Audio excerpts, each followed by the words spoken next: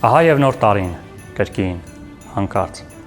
Կարծես թե 2026-ը եկավ ավելի շուտ, քան անհետացան 2025-ի տոնածառն ու չարազի տակի մնացած չամիչը։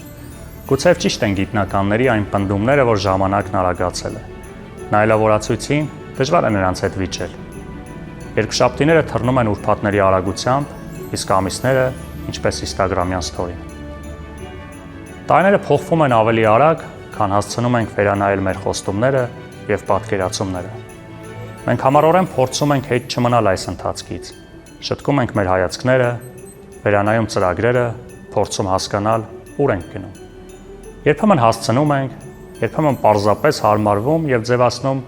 թե ամեն ինչ հենց այդպես էլ պիտի լիներ։ Փոփոխությունները մեկը մյուսի հետևից անցնում են մեր աչքի առաջ, ինչպես պատկերները սոցկայքերում,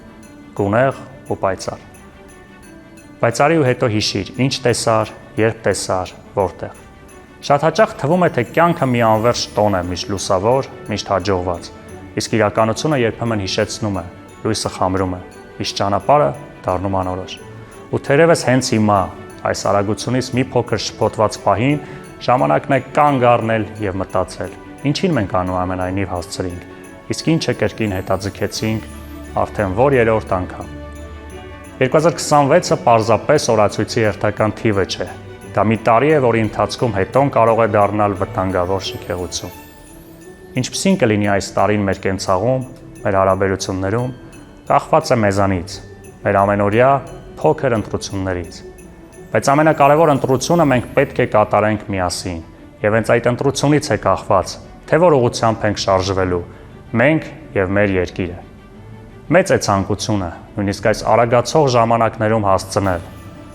հասցնել մեր բաղձալի երազանքին, հասցնել ապրել մեր երազանքների երկրում, մեր իսկական, իրական, պատմական ապրելու երկրում։ Որպեսզի գավաթները բարձրացնելիս կարողանանք ազնվորեն ասել այո, այս անգամ ամեն ինչ մեր օգտին էր, որովհետև մենք ժամանակին ճիշտ ընտրություն կատարեցինք։ Շնորհավոր ամանոր եւ Սուրբ Ծնունդ։